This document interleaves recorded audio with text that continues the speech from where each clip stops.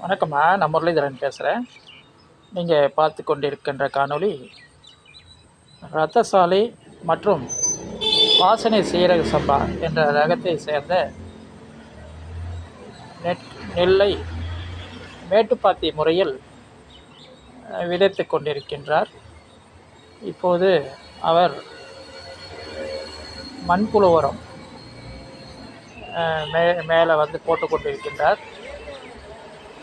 இது இரண்டும் 130 நாட்கள் வயது உடையது. முற்றிலும் இயற்கை விவசாய முறையில் மேட்டுப்பாத்தி அமைக்கப்பட்டுள்ளது. நன்றி, வணக்கம்.